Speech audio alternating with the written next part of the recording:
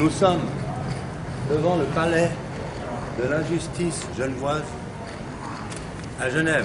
Hier, 12 militants des droits de l'homme de l'association Citoyens pour la justice publique, nous sommes intervenus avec l'avocat de Ali El-Ghanam, ici présent, pour se confronter au juge et libérer son frère Mohamed El-Ghanam, emprisonné depuis 5 ans dans la prison de Chandelon. Je suis Pierre Bayonnet, avocat au barreau de Genève. Je suis l'avocat de M. Mohamed El-Ghanam, qui est actuellement détenu à la prison de Chandelon. Le 9 janvier 2012 a eu lieu une audience capitale au tribunal de Genève, le tribunal d'application des peines et mesures.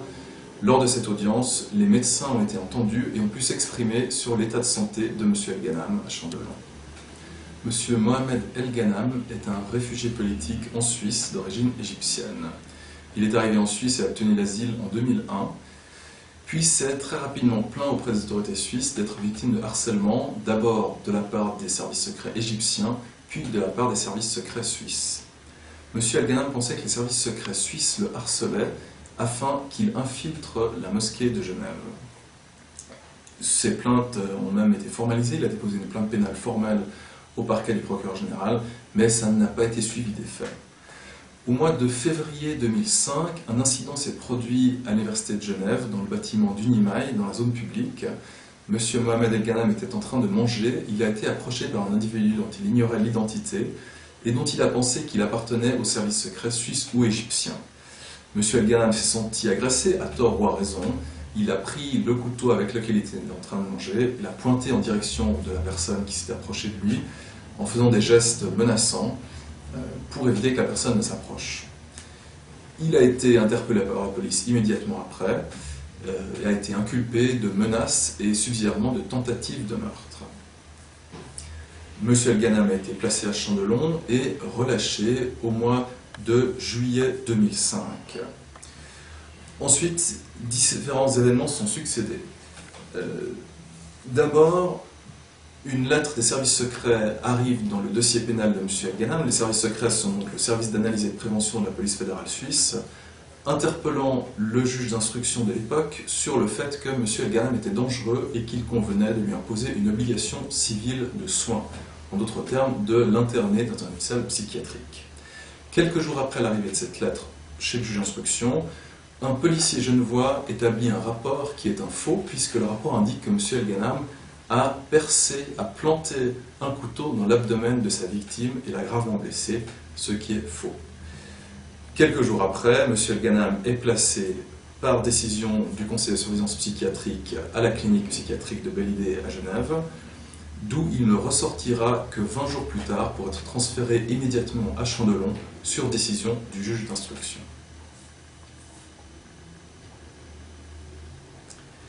Le 28 avril 2006, M. El-Ghanam est une nouvelle fois libéré de Chandelon, et pendant cette période, un professeur de médecine légale, le professeur Timothy Harding, établit une expertise qui arrive à la conclusion que M. El-Ghanam est dangereux, souffre d'une paranoïa qui le rend extrêmement dangereux puisqu'il pourrait s'attaquer à des personnes innocentes qu'il croiserait dans la rue. Sur la base de cette expertise, au mois de janvier 2007, la chambre d'accusation du canton de Genève ordonne l'internement de M. El-Ghanam. Il a été interné quelques mois plus tard, le 12 mars 2007, et depuis lors, il se trouve toujours en prison. Ce qu'il convient de relever impérativement, c'est que l'expertise du professeur Harding a été faite sans aucun contact entre lui-même et M. El-Ghanam, puisque M. El-Ghanam a toujours refusé de participer à une quelconque expertise. Et puis, depuis cette date, malheureusement, la santé de M. El-Ghanam se dégrade, comme nous avons pu l'entendre lors de l'audience avec les témoignages des médecins. Mohamed El-Ghanam est un dissident politique anti-corruption, anti-Moubarak, un grand spécialiste antiterroriste qui a dénoncé les crimes de Moubarak à Genève. Maintenant, comment le pouvoir genevois l'a mis à l'ombre? C'est très simple. Nous vous donnons en exclusivité la manière de travailler Il y a eu une altercation à Genève et la gendarmerie a fait son travail. C'est le document officiel. La gendarmerie, elle a dit dans l'altercation, parce que Mohamed El Ghanam se sentait attaqué, il n'a pas été blessé.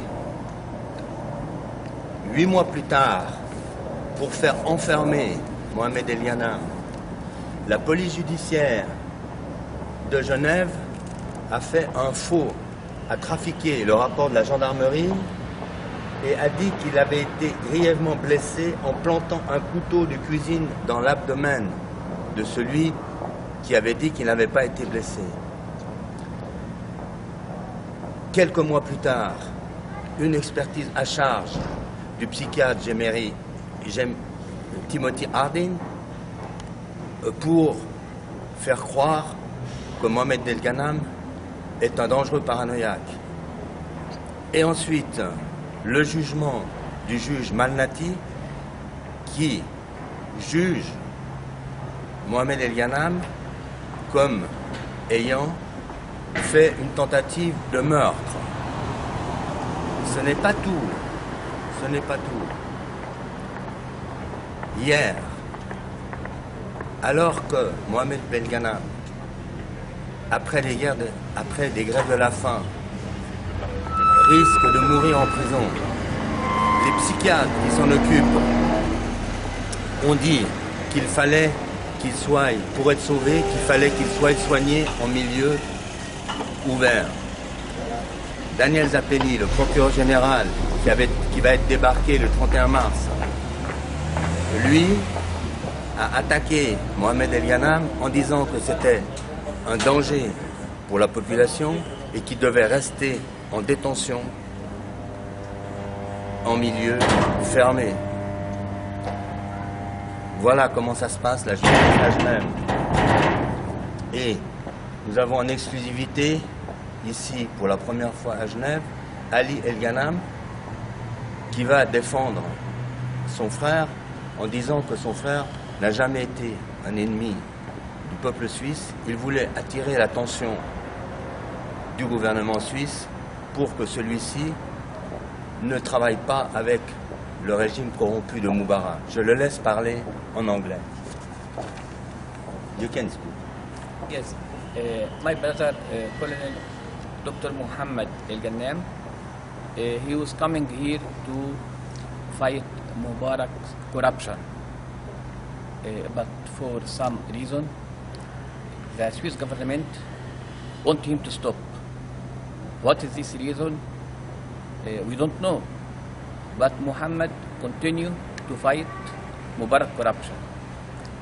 So they put him under arrest and he disappeared from March 2007. Muhammad is not enemy to the Swiss people. Muhammad only was coming here to the freedom of Egypt to fight Mubarak corruption. And now we speak to the Swiss population to help us to release my brother.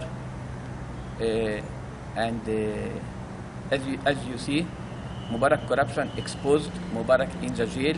My brother was right, and now I need to release my brother. It is 5 years. 5 years disappeared.